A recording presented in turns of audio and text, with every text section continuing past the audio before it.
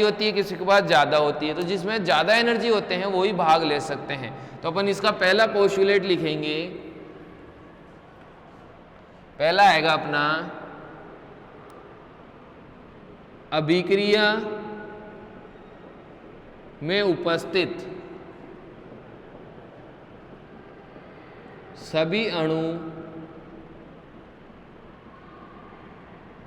अभिक्रिया में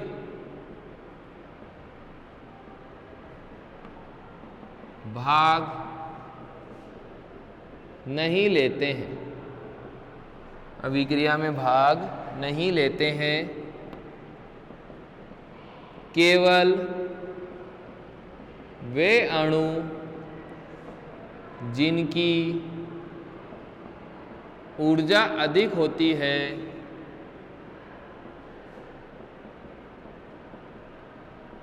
अभिक्रिया में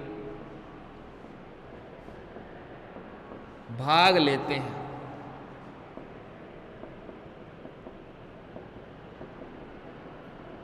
इन अणुओं को सक्रिय अणु,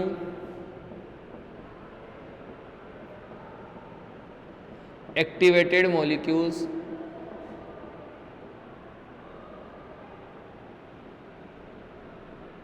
इन अणुओं को सक्रिय अणु, एक्टिवेटेड मॉलिक्यूल्स कहते हैं।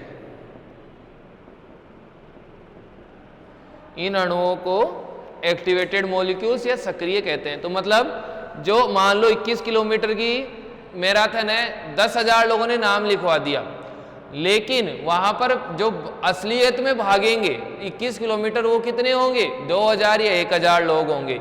तो वो 1,000 क्या कहलाएंगे? सक्रिय कहलाएंगे। बाकी जो नाम लिखवाए हुए हैं वो कुछ भी नहीं करेंगे, बस वो वापस आके बैठ जाएंगे अपनी सीट पे थोड़ा सा टाइम होने के बाद में। तो ऐसा है कि जो अभिक्रिया में अणु की ऊर्जा ज्यादा होती है वे ही अभिक्रिया में भाग लेते हैं, उनको क्या कहते हैं? सक्रिय अणु कहते हैं। दूसरा पॉइंट इसका पोस्टुलेट का, सक्रिय अणुओं की ऊर्जा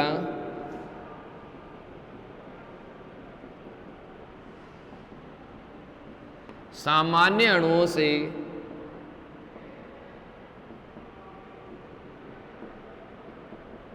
अधिक होती है।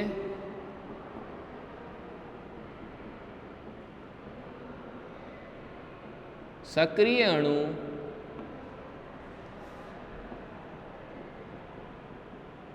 ऊर्जा की प्राप्ति टक्करों के माध्यम से करते हैं। देखो, जो स्पोर्ट्स पर्सन है जो 21 किलोमीटर दौड़ेगा उसकी ऊर्जा अपन से तो ज़्यादा होगी, स्वाभाविक बात है। अपन तो 2-3 किलोमीटर 5 किलोमीटर दौड़ पाएंगे, वो 21 किलोमीटर दौड़ पा रहे हैं तो उनकी ऊर्जा अपन से ज़्यादा रहती है। तो पहला पॉइंट यही है कि सक्रिय अणुओं की ऊर्जा सामान्य अणुओं से क्या होती है? ज़्यादा होती है। दूसरी चीज़ अपन क्या बोल रहे हैं यहाँ पर? सक्रिय अणु अपनी ऊर्जा कैसे प्राप्त करते हैं? टक्करों से। मतलब जो इनके मध्य टक्कर होती है तो टक्कर होने पे क्या जनरेट होता है? फ्रिक्शन। फ्रिक्शन मतलब घर्षण। घर्षण का मतलब क्या होता है? एनर्जी, ऊष्मा निकलना। उसी ऊष्मा से वो क्या करते हैं? अपनी ऊर्जा को प्राप्त करते हैं। तो ये हुआ अपना दूसरा पॉइंट। ठीक है, थर्ड पॉइंट अपन लिखेंगे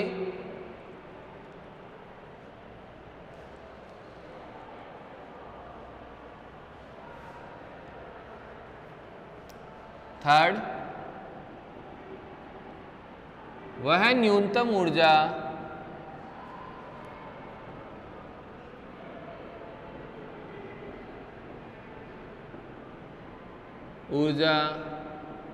जो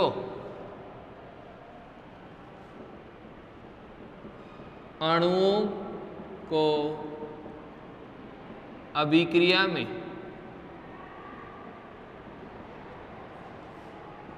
भाग लेने के लिए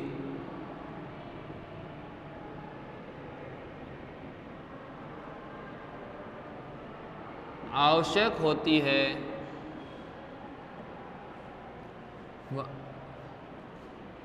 सक्रियण ऊर्जा कहलाती है।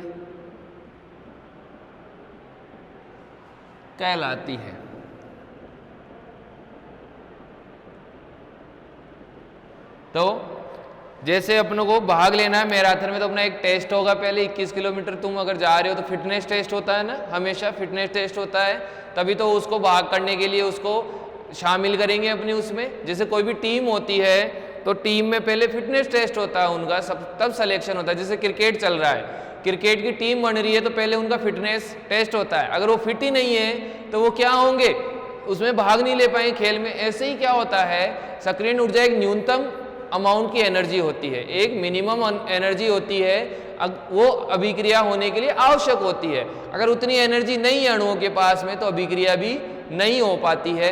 तो मतलब अभिक्रिया में भाग लेने के लिए इतनी ऊर्जा उनको होना आवश्यक है। ये नहीं होगी तो अभिक्रिया होना पॉसिबल नहीं है, ये होगी तो पॉसिबल हो भी सकती है और नहीं भी हो सकती है। तो ये तो मिनिमम एनर्जी अपन को होनी ही चाहिए उसके अंदर।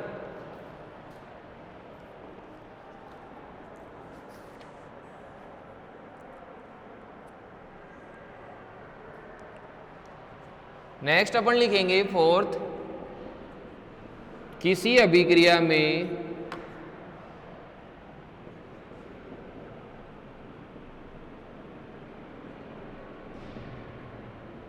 सक्रियण ऊर्जा जितनी कम होगी उतने ही अधिक सक्रिय अणु अभिक्रिया में उपस्थित होंगे।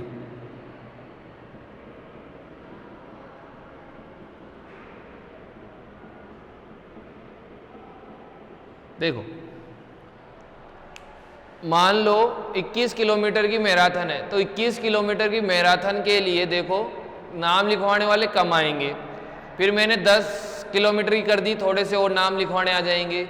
फिर मैंने 5 कर दी तो और आ जाएंगे। फिर 2 किलोमीटर कर दी, 1 किलोमीटर कर दी, 500 मीटर कर दिया, 100 मीटर कर दिया। 100 मीटर पे क्या होगा, हर कोई सोचेगा दौड़ लेंगे। 100 मीटर तो हर कोई दौड़ सकता है, चाहे धीरे दौड़ेगा तेज दौड़ेगा, लेकिन दौड़ तो सकता है 100 मीटर। 21 हर कोई नहीं दौड़ सकता है कि 21 किलोमीटर तो दौड़ा दो, मर जाएगा रास्ते के अंदर ही।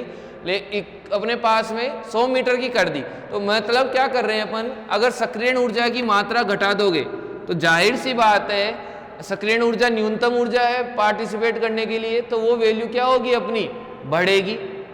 वो वैल्यू सक्रिय अणुओं की वैल्यू क्या होगी, बढ़ती जाएगी जितनी कम करोगे। तो क्योंकि ये एक बैरियर होता है, मतलब ये एक घाटी है, इस पे अभी इतनी ऊपर है तो चढ़ने वाले लोग होंगे 10, ठीक है। अगर मैं इसकी थोड़ी सी ऊंचाई कम कर दूं तो अभी 50 लोग चढ़ेंगे, और ऊंचाई कम कर दूं तो 100 चढ़ेंगे, और अगर मैं बिल्कुल इसको प्लेन कर दूं तो इस पर 1000 लोग आराम से मतलब नाम लिखवाने के लिए तैयार हो जाएंगे कि मैं आराम से चढ़ सकता हूं इस चीज पे। तो यहाँ पर क्या है, ये बैरियर है, जितना कम करते जाओगे उतने ही लोग इस पे अणु उस पे क्या होते जाएंगे, सक्रिय होते जाएंगे उसके लिए। तो जितनी सक्रिय ऊर्जा कम होगी उतने ही सक्रिय अणुओं की संख्या क्या होगी, ज्यादा होती है अपने पास में। नेक्स्ट अपना पोस्टुलेट आता है,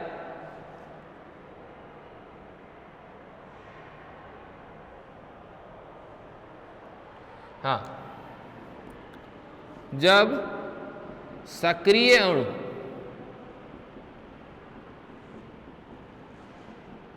आपस में टक्कर करते हैं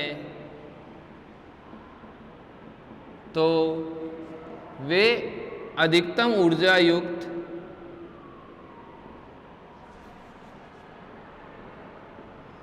स्पीशीज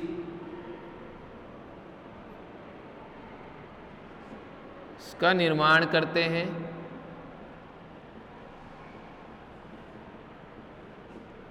जिसे सक्रियत संकुल एक्टिवेटेड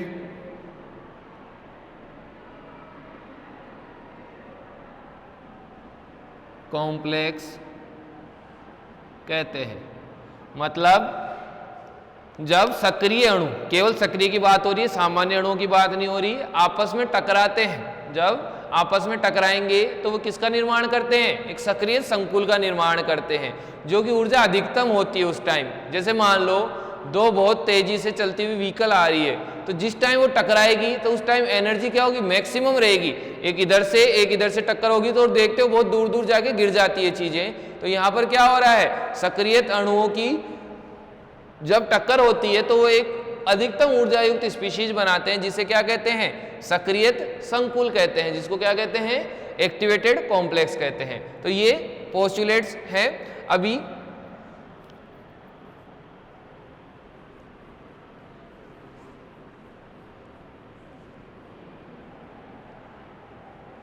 नेक्स्ट चीज लिखेंगे, देखो अब अपन सक्रियत अणु अणु अणु तो बहुत बार कर लिए, लेकिन उसमें उनकी संख्या कितनी होगी वो कैसे डिसाइड होती है।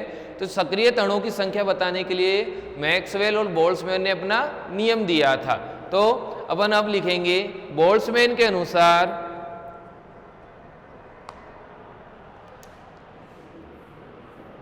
अपन लिखेंगे 5th पॉइंट जो भी चल रहा था 5th 6th, बोल्ट्जमैन के अनुसार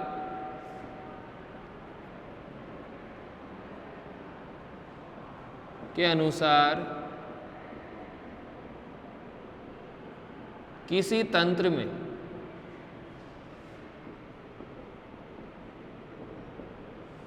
उपस्थित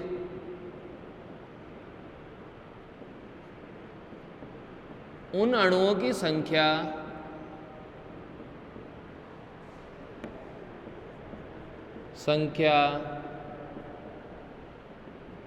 जिनकी ऊर्जा EA के बराबर या अधिक होती है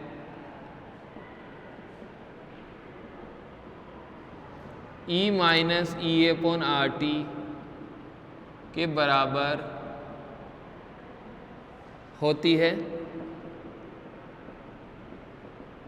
EA माइनस EA/RT के बराबर होती है।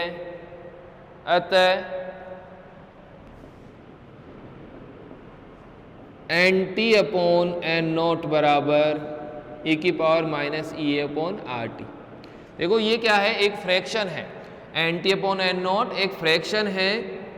किस चीज का फ्रैक्शन है, सक्रिय अणुओं की संख्या का फ्रैक्शन है। मतलब ये वे अणु हैं जिनकी ऊर्जा EA या EA से ज्यादा है। N0 क्या है, जितने भी अणु हैं। तो मान लो 100 टोटल अणु हैं और अपने पास सक्रिय अणु 30 है, तो अपने पास में क्या आ जाएगी, 30% फ्रैक्शन आ जाएगा। अपने पास 30% फ्रैक्शन होगा जिनके पास इस ऊर्जा के बराबर क्या होगी, ऊर्जा होगी। तो अपन यहां लिखेंगे, यहां NT बराबर उन अणुओं की ऊर्जा है जो सक्रिय हैं, अणुओं की संख्या है, अणुओं की संख्या है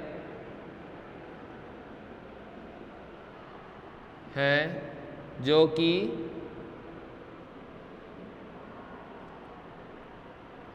कि सक्रिय हैं। N0 कुल अणुओं की संख्या है।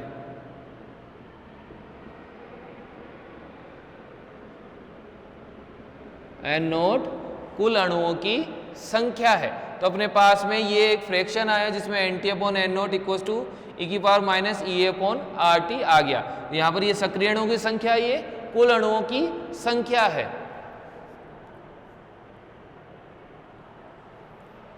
देखो कोई भी अभिक्रिया कब होगी, जब उसमें सक्रिय अणु टकराएंगे। जब कोई भी अभिक्रिया होगी तो उसमें क्या होगा, सक्रिय अणु टकराएंगे तभी वो अभिक्रिया होगी। तो अपन लिखेंगे अभिक्रिया का वेग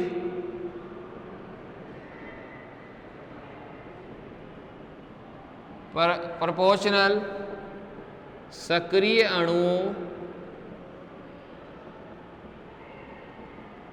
की संख्या, और अपन क्या लिख सकते हैं,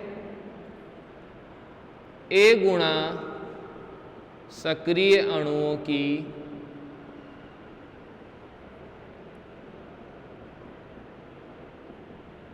संख्या यहां पर क्या लिख देंगे, अभिक्रिया वेग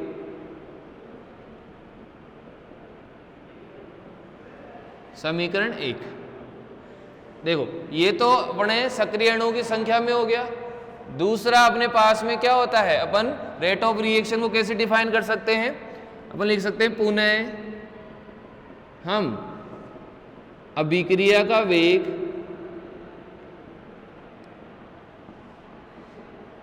निम्न प्रकार से भी लिख सकते हैं।